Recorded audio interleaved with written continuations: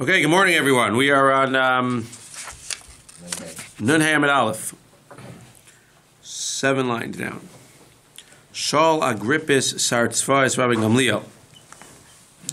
Agrippus, the general, asked Rabbi Gamliel, and Rashi points out that Agrippus, the general, was at the time of Agrippus the Melech.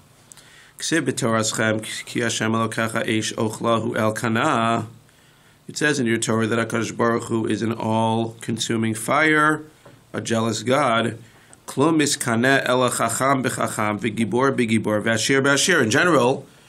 you're not going to bother being jealous of people or things that are not chashav. A chacham's only going to be jealous of another chacham. The guy's smarter than I am. The guy's stronger than me. The guy is more rich than I am. I'm not going to be jealous of a guy that's poorer than I am. So why is God jealous of an idol unless the idol is at least as good as God, if not better than God? So as the Gemara, I'll tell you why God's jealous. It's an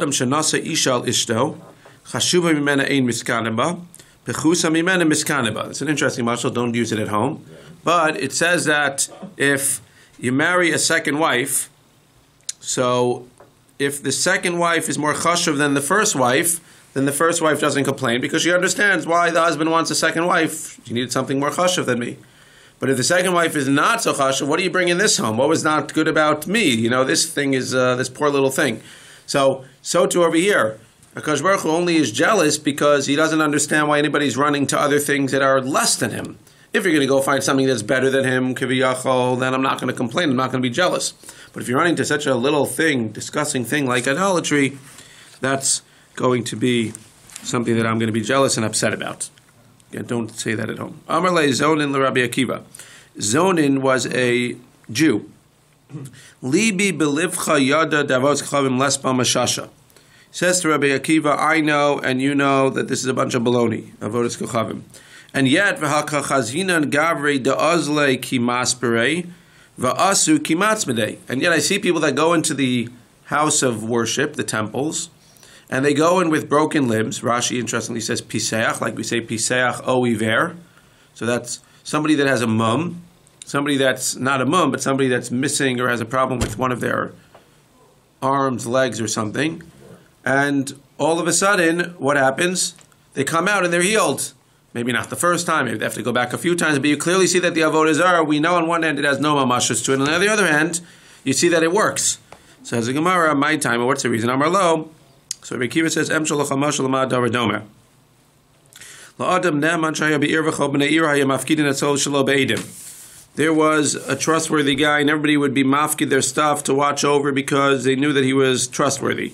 Uva demechav rifkelo be'edim. So nobody ever used to use Adam because they knew they don't have to use Adam. He's not going to taina. Oh, what are you talking about? You never gave me anything. Then one guy came and he says, I want to use Adam. So he started to give the guy stuff Adam. And one time he forgot to use Adam. Amar lo ishto. So the ishto was tempted and said, Bo v'nach berenu. Let's deny the fact that he ever gave us anything. He always gave us with Adam. This time he gave us without Adam. Let's deny the fact. Even though they've been trustworthy the whole time and nobody ever used Adam, this time the guy, whatever, used Adam. Now's our chance. Just because he made a mistake and didn't use Adam, we're going to go ahead and not be 100% legit. Avkach Yisurin. So too it is with punishments and with these people who are sick and have problems with their bones. When the Yisurin come into a person, so Kadosh Baruch Hu Kiviyachol makes them swear, they're not going to go and attack a person except on this day. If he's meant to get better, they're only going to get better on this day, Vishas Plonis, on this hour, Validei Ploni, through this doctor, Validei Sam Ploni, through this medicine. And let's say, so now it's time. It's Sunday morning, March 11th, and now Lamai said this Yisurin took a shua that it's going to go out of the body on Sunday morning, March 11th at 10 o'clock, and it happens to be that Sunday morning, March 11th, what happens? Halach zeh lebeis avodas kochavim. This guy goes to the temple on Sunday morning, March 11th, and happens to coincide. Amru Yisurin, so the Yisurin says, Din hu shelo netzi, he really shouldn't go out, because what? He's going to attribute the fact that we're coming out to the fact that he's at the temple this morning, but we know that this was preordained, that we're supposed to come out regardless of where he is this morning. And then they said, just because this guy is doing something wrong by worshiping idols, we're not going to do what we're supposed to do. We're going to do our job, regardless of whether he's going to think that it's from the Edom or not. What I found to be so interesting about this is that a lot of the Masechta, but if you flip all the way back to the first daf, right, we don't do business with them on the days that they're going, because it's going to look like that, and we would think that, well, what do we care? So it sounds like when it's Al Kadosh Baruch Hu and the Yisurin, so that he's not concerned about. He's not concerned that they're going to attribute it to their gods. But when it's us, so I don't know if it's going to have ashpa on us maybe, where if they start attributing to their gods, and maybe we're going to start thinking that they're gods. So it's interesting that when it comes to us, so the Gemara is more careful and says you can't do business with them around their times because they might attribute it to their gods. They might think that it's from you. You might then get hashpa, and you might start thinking it's the gods. But when it comes to Yisurin, because Baruch Hu says, we're not worried, they're going to run their course, and even if they're going to give Hodah and Hallel to their gods, we're not going to be worried about it. You see, to deny that there's such a thing as black magic, we see from Mitzrayim that they were able to manipulate nature. Right. Well, that's, as we're going to see in a second, that's because HaKadosh Baruch Hu lets them, he gives them the ability to have free choice. But it's just, again, interesting that he's not worried about them being misled by the Yisur, and he's worried about them being misled by the Jews. What do we say? What are these trustworthy and evil diseases? They're bad in their shlichus because they're deadly. But they're ne'eman to keep their shvua that they're going to only come at a certain time and go away at a certain time. Obviously, that's all without tshuva. If you have tshuva, so then clearly the shvua doesn't exist. There's a temple in our place. When they need matar, there's a temple where when the world needs matar, so the members of the temple have a dream. And in the dream it says, the rabbi, the equivalent of the idol, we would say, no, not the rabbi, the idol of the temple comes to them and says, Shacht for me this and this person, and you'll get matar. I don't know exactly how they chose who it was. I guess if they all had the same dream, and hopefully you were not the person that was dreamed about. Shachtu lagaver v'aisi matra, so they would shach this guy, and the matar would come. So his question was, I don't understand. If we know that it's a bunch of baloney, but we see that clearly they're listening to the idols, and the idols are telling them what's going to happen, and the matar is coming. So Rabbi Yehuda says back to him, if I had died right now, unfortunately I would not have told you the milsa that Rav told me, but now that I'm alive, Baruch Hashem, I can tell you the milsa. The Kosh Baruch Hu smoothed all of the nations. Like you said, they smoothed everything for them so that he can chase them out of the world. That means he made things smooth. He put them in circumstances where they have the ability to attribute it to the idols, so that they have free choice, and this way they can be punished as opposed to it being forced upon them. Famous idea. If you want to be a late, God will let you be a late. If you want to be an anav, God will let you be an anav. Says the Gemara, so you want to become tameh, God will help you. You want to become tahar, you'll be helped. And I say this all the time. You see that when you want to sin, Kosh Baruch Hu gives you the ability very easily, puts you in circumstances where it's very easy to sin. He sets you up in the way that you want to sin. And when you want to do good things, you want to do chesed, you want to learn Torah, He gives you the ability to do that as well. He doesn't do it for you, but habalatar misayino, so you want to become tar, He helps you. You want to become tameh, He'll help you as well. Okay. Next Mishnah. It's about Tumah and Tara and Yayin Nesach and a lot of other complicated things, but we will do our best to understand. Lokhin gat beuta mina ove kochavim, afapi shehu notel biyado v'noten letapawach, ve'ena oseyai nesach at sheyered lebor. So we're trying to figure out here is two things. Trying to figure out, let's start with the more basic thing. We said that wine of a non-Jew is aser if it's been served for avodah zarah, and we assume that it's been served again yain nesach. We assume that it's been served for avodah zarah. There's also stam yenam, which we don't know, but yain nesach has been served for avodah zarah. So the question is, at what point does it become yain nesach? Which is interesting. That means that we assume that as they're making it, so they're making it for avodah zarah, and therefore it's going to become yain nesach right away. So at what point does the grape become avodah zarah? What point does it become yain nesach? That means if it just drips out a little bit, let's say it's growing on the tree and it just drips out a little bit, do we say that is yain nesach and it's aser for a Jew to drink or for a Jew to use? Or is there a certain part in the pressing process and in the grape making and wine making process where before that point it's not yain nesach and a Jew can use it and get hana from it, and after that point it's yain nesach and a Jew can use it and can't get hana? So I want to read these Rashis here because he explains a little bit. Lo can get beuta. What's a gat beuta? It's a wine press that's been trodden. Shebata v'darka ovei kochavim. The ovei kochavim, keep your hands on Rashi, came and pressed the wine. So you're allowed to buy that wine, mina ovei kochavim, afa pi shehu notel biyado v'notein l'tapoch. What's that? Anavim mitoch yayin ba'adashim shalgat shekorin mish. He would take the grapes after they had been pressed and put them back onto the presser. V'notein l'tapoach asifat gal anavim shetachar akora kari tapuach uvelash sak. V'kasover tani didan lo hava yayin nesach ad sheyered lebor. So the way I'm understanding it, we don't have any pictures, but the way it seems to be is as follows. If you imagine like they had stone back then. So what they would have like this flat stone, and we'll see in a second in the Gemara, it wasn't 100% flat, it was a little bit on an angle. It was a flat thing, and they would put the grapes on top, and they would press it, and then and then it would drip down. Now, I just want to explain it a little bit differently, even though, again, that's not exactly, but to understand a little bit better, let's assume that there was some type of like stone bowl, because it'll be easier to understand the Gemara. Let's assume that there was some type of like stone bowl. They would press the grapes on the top of the bowl. The juice would drip down to the bottom, and as we'll see in a second, there was a hole in the bottom where it would then go through the hole, through a little tube, into what we're calling a bore. And that's where it would sit. Now, when they press the grapes, so the grapes themselves, some of them we'll see, as it seems to say here, the grapes themselves, after they press them, as they press them, all the grapes would fall into the thing. And what it sounds like he's saying here, he says, Shenotel biyado v'noten letapoach. They would actually put their hands in there, take out the grapes that had been pressed, put it back on the presser again. Second run, and basically press it again and continue to do that. After it was pressed, so again, the bottom hole was clogged up. They would have like a stopper there.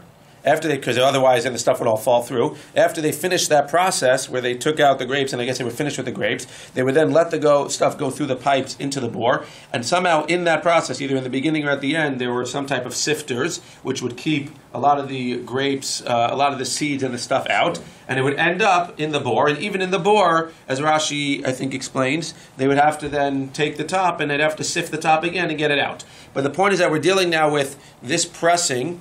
And the Gemara seems to be saying that it doesn't become yain nesach until it goes into this pit. In this whole process, it's not yet yain nesach. So when you're buying it from the non-Jew, what we're talking about here, as we'll see in the next DAF, is you're buying it when it's in this vat, seemingly when it's been plugged up, or when it's on the line, and you take that wine, and then you can drink it because it's not yain nesach until it goes into the bore, and as Rashi points out, till it goes into the bore and until it's touched in the bore by the ovei kochavim. That's what Rashi says. Yorad lebor, once it goes into the bore, masha bebor aser, v'asha'ar mutter. And even after it goes into the bore, if theoretically, again, the way we'll describe on Amud Beis, if you would open up the stopper and you would let half of it go into the bore and the other half you would stay there. So we don't say neshika, right? Neshika, sometimes we say, he doesn't say this Rashi, but just, you don't say neshika that if you're pouring a whole thing of water, then if the bottom is touching, then the entire thing is aser. Once you stop it up again, so whatever is left in that vat is going to be mutter, whatever's in the bore is going to be aser. Masha bebor aser. Im naga bo ha-ovei kochavim achrechein. Once it goes into the bore, now if the ovei kochavim touches it, it becomes aser. Bor hayu osin lifnei hagav v'akli natun sham lekabel hayayin v'yeshet shtachin habor besid v'hayayin mishtan b'tocha. What was this bore? The bore had limestone or something around it to keep the wine in it. So that's what the Mishnah says, that it's not aser as yayin nesach till it makes it to the final process, the end of the process, and then it's touched by a goy. Dorchin ima ovei kochavim begat. Stay on that page for 1 second. We're going to read Rashi. So you're allowed to be dorech with the ovei kochavim begat, avalo botzunimo. So you can actually help him press the grapes, but you can't harvest the grapes. What's pshat? So now we're adding another level. Besides for yayin nesach, we have to be worried about tumah and tara also. There's an idea that you're not allowed to be metame things in Eretz Yisrael. So if you go ahead and you press the grapes onto the vat, which is tameh, you are being metame the actual grapes. So then why are you allowed to be dorechim ovei kochavim? Rashi. V'lo amrinan mistaker bisurei hanahu de'afilu b'shtia savar haitana deshari kozman shelo yeri labor. So you have two issues here. First of all, you're allowed to press the grapes. There's two possible issues. The first issue is that if when you press the grape, it right away becomes yayin nesech, then what's the problem? Then by helping him press the grapes and getting paid to press the grapes, you're getting hana'ah, quote unquote, from yayin nesech by getting paid to press the grapes. So the first thing is that according to this opinion, since it doesn't become yayin nesech till it gets into the bore, the work that you're doing in the beginning is not considered to be producing yayin nesech, and therefore you're getting paid to press the grapes in the beginning is not considered to be getting hana from yayin nesech because it doesn't become yayin nesech till it's in the bore. That's the first thing that you don't have a problem with getting hana from yayin nesech. And the second reason you're allowed to help him press it is because the second thing that would be a problem is mishum go reim tuma. Again, you can't cause tuma, and we're assuming that this press is and this vat is tameh. The entire thing is tameh. Again, we don't necessarily, not everybody has to eat Torah food, but this whole thing is tameh. What happens when you press the grape down? The juice automatically in the grape becomes tameh in the process. You're being metameh the actual grape when you press it. That's not a problem either. Why? Shemisha shedarach behena oved kochavim ma'at nidmu. Rashi clearly says what's happening. When it says you're allowed to help him press the grapes, it means he's pressing first. A Jew cannot press the grapes first, even though you don't have a problem of yayin nesech. When you press that grape onto the tameh gat, you're making stuff in Eretz Yisrael tameh, which is aser. If he presses the grape first, so all of that grape / juice became tameh. When you then go ahead and help him press the rest of the grape, that grape is already tameh, and therefore you don't have a problem of making stuff tameh in Eretz Yisrael. Umishum misayeya yidei over aver. We know you can't help an over aver leka. That's not a problem either. She'ovei kochavim lo nistave al kach, because a non-Jew is allowed to make food tameh in Eretz Yisrael. So there's two possibilities of what you'd be doing wrong. You'd either be getting hana from yayin nesech, which you're not doing because it's not becoming yayin nesech according to this opinion until it's in the bor, and you're not being misayeh l'dvar avera, and you're not being mitame the grapes because he himself is starting the process, and you're just helping him after the grapes are already tameh. When is the rabbinic way? His will is away. The what? When is the rabbinic will is away? Avalo botsunimo, but you can't harvest with him. Why? Rashi says, "Lefisha nodnin begat meya vegoreim tumahu shenidnan lagat l'shem derichahu udrichasan tatamim." It's fascinating. He's saying that you can't go ahead and gather them and harvest them because by harvesting them, you are then causing those grapes to then become tameh.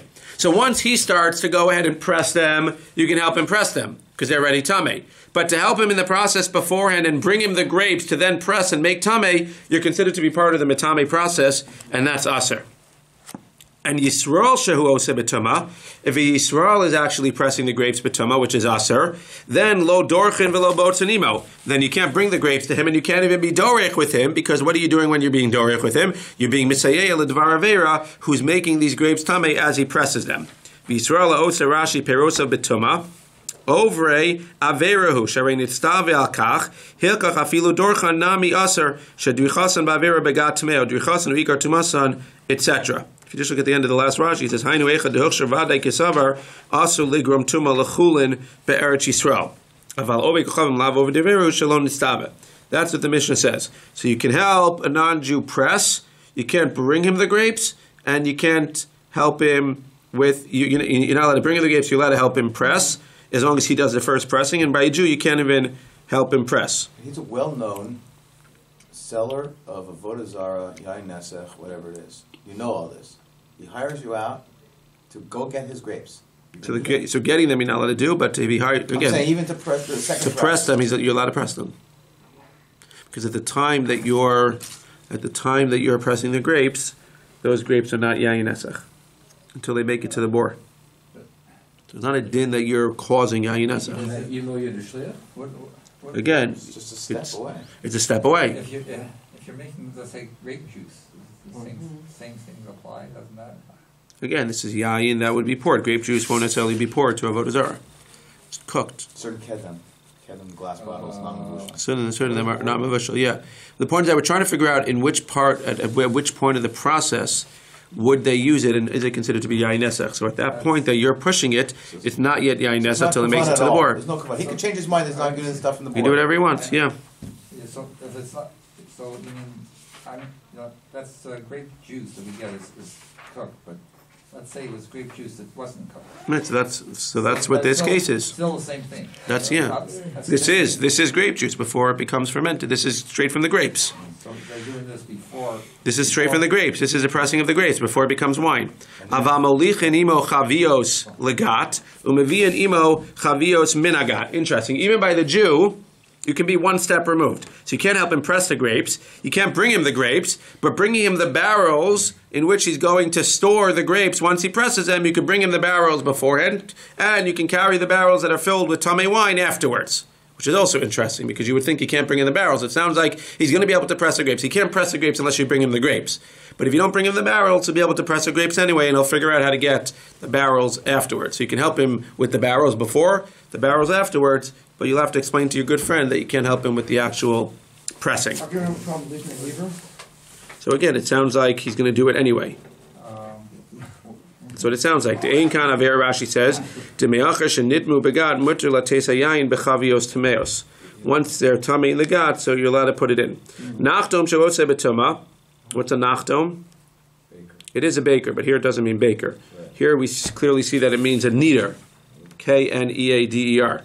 A kneader who's kneading betuma. That means he has the actual bread and he's being betame it each time he kneads it. So lo lashon v'lo archanimo. Seemingly it's a Jewish kneader. You can't go ahead and you can't do it with him because again you're helping in the tamei process. But once he needs it, then you're allowed to bring it to the baker. Now again, seemingly if it's a non-Jew, orchan means to shape the dough. If it's a non-Jew, so if he's lush it himself and he's metame the bread himself, then seemingly you can then help him be lush. So it's another thing where usually you can help the Jews. Over here, there are two things. You can help the non-Jews and you can't help the Jews. You can help the non-Jews press the grapes, and you can help the non-Jews lush and shape the dough, because at the end of the day, they're being metame. This reminds me of, anybody here ever been to a matzah bakery? Mm-hmm. So I said, if you've been to a matzah bakery in New York, so you see that they have all those Russian ladies who are pushing the thing, the Shem Mitzvahs matzah. Somebody said in Lakewood they don't do it like that, but all I know is that in certain places they have the Russian ladies that are like getting paid $1 an hour doing the Shem Mitzvahs matzah, and they're actually lushing the thing, and then they bring it to the guy in the back. So that's the kneader. Then you have the guy in the back who's the Hasidish guy smoking the cigarette, who's that's the baker. With the keys. With the keys. And he's got the door open. And if you see, I don't know if anybody ever saw it, but it's fascinating. They put the stuff in. The guy's literally smoking a cigarette all day long. I think he's not allowed to smoke the cigarette for more than 18 minutes. Every 18 minutes he switches cigarettes. He puts on a new cigarette. But he takes the thing and he I don't know if you ever saw, he puts it into the oven, he unrolls it, he puts the next one, unrolls it, and literally takes it out 5 seconds later. And he goes like this. You would think they're like $10 a matzah, so he would be careful. They take them quickly, they throw them into the thing, and they're so hot that they bounce off of the thing, and a few of them crack, but most of them stay. So that's the nachtom. The nachtom are the yours are always cracked. Yeah, you get the cracked ones. The nachtoms, you pay extra. The nachtom is the nachtom are the Russian ladies in the front, and the palter is the Hasidic guy with the 18-minute cigarette in the back. Zak the Gemara. That's why they taste so good, because they have the beautiful smoke. Amar Rav Huna, Yayin, Kevan Shehischal. These guys get paid. Supposedly they get paid 6 figures to work from Hanukkah to Pesach. Yeah, cigarettes included. Amar Rav Huna, Yayin, Kevan Shehischal, Mashech Ose Yayin Nesach. So now Rav Huna argues. He's going to change up everything that we said. Rav Huna says it doesn't become yayin nesach when it makes it into the bore. It actually becomes yayin nesach as soon as you press it and it starts going down the slope into the gat. Now again, I gave you the idea of it being of it being stopped, which is what the Gemara here is going to say in a second. But at this point, we don't know anything about there being a stopper. All we know is that according to the first opinion, it's not going to be yayin nesach till it gets to the bore. And according to Rav Huna, it becomes yayin nesach as soon as you press it. Therefore, according to him, what would he say? He would seemingly say that what? That a Jew is not allowed to go ahead and help a non-Jew press it, because even though it's not going to be a problem of tumah because the non-Jew started the process, but when you press it, as you press it, you're creating yayin nesach, and as you're creating yayin nesach, you're getting paid for that, and if you're getting paid for that, then you're getting hana from yayin nesach. Says the Gemara, Tnan, loch in gat beuta mina ove gocham apisha natal biyadav natal netapawach. So the first problem is, how can you buy that wine? If it becomes yayin nesach as soon as you press it, how can you go ahead and buy that wine? Says the Gemara, Amar Rav Huna, begat pikuka umalaya. Then when we say you can buy that wine, it's when it's stopped and full. What does that mean? It's stopped and full. So Rashi doesn't explain exactly, but let's see. Rashi, Shehitchali Mashech, Shahagad Asuya Bimidron, on a slope. Umaise Shehu Nimshach, Umisha Shehu Nimshach, Mitzad Elyon, Mitzad Tachton, Kara Yayin. That's Rafuna. Now, it's clearly against our Mishnah. It says, no. Pekuka, Shepakaku Hatzinor Al Pi Habor, Shelo Yachol Leired, V'haisa Kula Melea Navim, V'lo Nimshach Bayayin, V'lo Zazmi Makomo Ela B'makom Shenischat Sham Omed. So the reason it has to be stopped up, it has to be plugged. So it's plugged so that it's not going into the bore, but it also has to be malaya, it sounds like. It sounds like if it's plugged and not malaya, it's going to be a problem as well. Because what's happening when it's plugged and full, then when you press this grape, it's not going anywhere, it's not going into the thing, and therefore you're not creating yayin nesach that's going in. So it has to be plugged and full. So there's obviously a very small window and a very small thing, going back to what Rabbi was saying before, that there's really not that much room to be lenient over here. That unless it's plugged and full, then Lemaisa it's going to be usher to do it, according to Rav Huna. Tashma ve'eno osa yayin nesach at sheyered labor hachanami beget pekuka u'malaya. Again, that's only when it's full and it's stopped. But if it's not full and not stopped, and it's actually flowing, then as soon as you press it, Rav Huna will tell you, even into the original vat, it will become yayin nesach. Says in Gemara, Tashma Yarad Labor Masha Babor Aser Vashar Mutter. When you go into the bore, so what's in the bore is Aser and the Shar is Mutter, but according to you, everything should be Aser. Rav Huna Lo Kashya. So over here, he doesn't say that it's full, because at the end of the day, you clearly see that there's stuff going into the bore. So how do you explain that? So it says in Gemara Lo Kashya. Kan b'Mishnah Rishona, kan b'Mishnah Achrona. What does that mean? Detanya. Barishona hayu omrim badad. What does that mean? Botzrin. Dorchin. What does that mean? Ein botzin ovei kochavim begat she'asu ligrom tuma l'chulun she'ber Yisrael. We said you can't go ahead and bring him the stuff because you're causing tuma. V'ein dorchin im Yisrael she'osa perosa betuma she'asu l'sayei deidvar over avera, like we said. Aval dorchin ovei kochavim begat. That's what we originally thought. That's our Mishnah. You can only go ahead. You can't bring the grapes to anybody because you're helping them make yayin nesach, or you're helping them be matami them. And you're allowed to be dorech only with the ovei kachavim when he goes first. V'lo chayshina l'Rav Huna. And in the Rishon, in our Mishnah, they weren't choshesh for Rav Huna, which meant that what? You're allowed to help the non-Jew, the ovei kachavim, because again, it doesn't become yayin nesach until it makes it to the bor. That was the original. That was the Mishnah Rishona. That was our Mishnah. Says Rav Huna, when I come along and say yayin kevan shehitzchali mashech osa yayin nesach, that's the Mishnah Achrona. That's after they reconsidered. What did they say? Chazu lomar dabad ein dorchenim ovei kochavim begam mishum Rav Huna. That you're not allowed to bring stuff to the non-Jew, you're also not allowed to help the non-Jew. They changed their mind, basically. So the question was, our Mishnah contradicts Rav Huna. Our Mishnah was before they changed their mind, and after they changed their mind, and they hold like me, you're not allowed to help a non-Jew either, because even though you don't have a problem of being matami the grace, because he's being matami them himself, you do have a problem of creating yayin nesach, because again, as soon as you push the grapes, you yourself are creating the yayin nesach, and if you're getting paid to do so, then you are going ahead and getting hana from yayin nesach.